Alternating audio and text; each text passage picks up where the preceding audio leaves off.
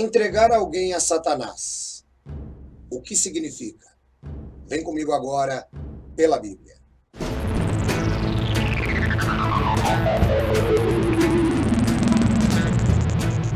Olá, meus queridos e queridas, meus irmãos em Cristo, que a paz, que o amor, que a misericórdia de nosso Senhor e Salvador Jesus esteja com todos. Mais uma vez juntinhos para mais um programa pela Bíblia, perguntas e respostas. Ele já está aqui, o nosso querido professor Edson Reis. Beleza, professor? E também estou eu por aqui, Mauro Maier, para mais um programa com você. Vamos à pergunta, que mais uma vez é daquele jeito, né? Quem nos manda essa pergunta foi a nossa querida irmã Cristina Almeida, da cidade de Colatina, no Espírito Santo. Ela nos pergunta, professor, o que significa entregar uma pessoa a Satanás? Conforme escrito na primeira carta aos Coríntios, capítulo 5. E aí, professor, o que significa? Manda ver, professor, direto pela Bíblia.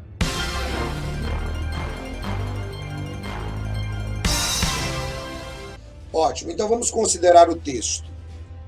Entreguem esse homem a Satanás para que o corpo seja destruído e seu espírito seja salvo no dia do Senhor. 1 aos Coríntios, capítulo 5, versículo 5. Bom, vamos entender então esse texto. Esse texto, ele está dentro de um contexto onde havia um homem na igreja dos Coríntios e ele tinha como mulher a sua própria madrasta. O apóstolo Paulo, ele reclama para os coríntios que aquele tipo de imoralidade, aquela falta de respeito, não havia nem mesmo entre os gentios, que não conheciam a Deus. Então Paulo, ele fica muito irritado com aquela situação. E ele usa essa expressão, entreguem tal homem a Satanás. O que é que Paulo estava mostrando aqui? Paulo estava mostrando uma disciplina que deveria ser ministrada àquele homem.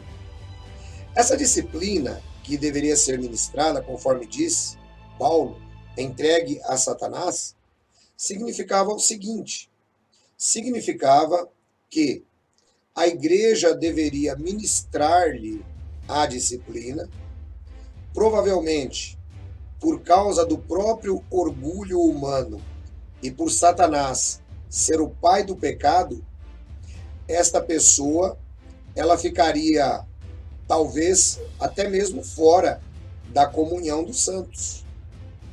Mas Paulo disse que o espírito seria salvo no dia do Senhor. Então, como entender essas duas expressões? Veja que aqui na NVI, ele usa a palavra o corpo seja destruído. Sugere-se então que as atividades pecaminosas daquele homem cessariam. Ele deveria se esforçar em cessá-las. E uma vez que isso acontecesse, é claro, aquele homem havia sido salvo, conforme nós conhecemos a predestinação em Cristo Jesus. Deus não se arrepende dos seus dons. Então era necessário que ele passasse por uma disciplina para que ele pudesse conservar-se futuramente na presença de Deus. Essa é a ideia que o texto está dando.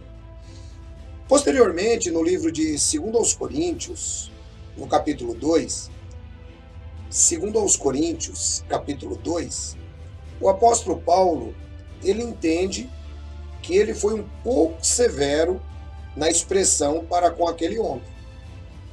O apóstolo Paulo, ele pede agora, nessa segunda carta aos Coríntios 2, que a igreja de Corinto reveja este conceito. Paulo pede que a igreja de Coríntios agora abrace aquele homem para que ele não seja consumido pela excessiva tristeza e eles fossem vencidos por Satanás. Ou seja, quando Paulo escreveu a primeira ocasião, ele explica aos coríntios que ele estava muito triste, estava num momento de dificuldade, mas agora cabeça fria. O Espírito Santo usa Paulo para dizer, olha, evitem esse rigor todo. Amem a pessoa, abracem a pessoa. A palavra disciplina significa disciplinar, que é a mesma raiz de discípulo, ensinar.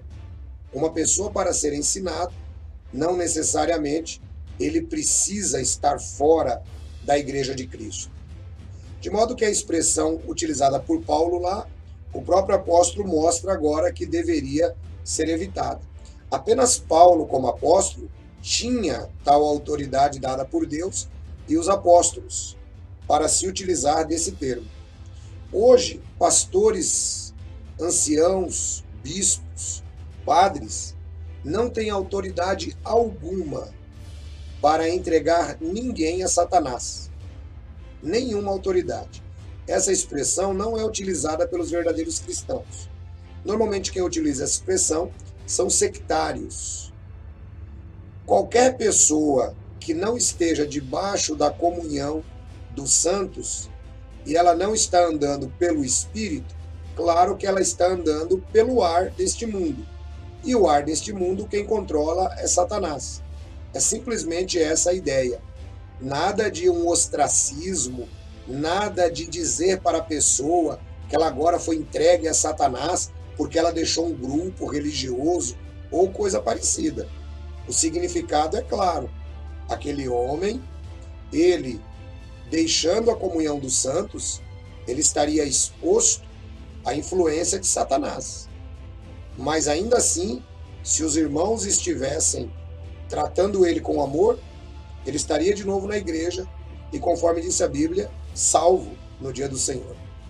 Quando eu cito influência de Satanás, não é que Satanás vai incorporar na pessoa, nada disso. A influência do mundo. Lembre-se, o mundo inteiro jaz no poder do maligno. De modo que, embora nenhum de nós, em autoridade eclesiástica, tenhamos autoridade para dizer isso para a pessoa, não podemos jamais dizer isso, né, para a pessoa que ela está entregue a Satanás. A própria pessoa saberá que se ela deixar a comunhão dos santos, ela está se expondo, né, a tal influência. Tá bom? Esse é o nosso conhecimento e entendimento acerca desse texto. Eu espero que tenha ajudado a nossa irmã capixaba. Tá bom? Deus abençoe vocês. Até o nosso próximo encontro pela Bíblia, perguntas e respostas. Muito bom, professor! Muito bom, professor! Olha aí, mais uma resposta. Eu sei que você também tem uma dúvida. Não fique com dúvida. Olha, Deus não quer que você fique com dúvida, não. Deus quer homens e mulheres preparados para a sua obra, preparados no coração, na mente e no espírito. Então, se você tem alguma dúvida, é simples.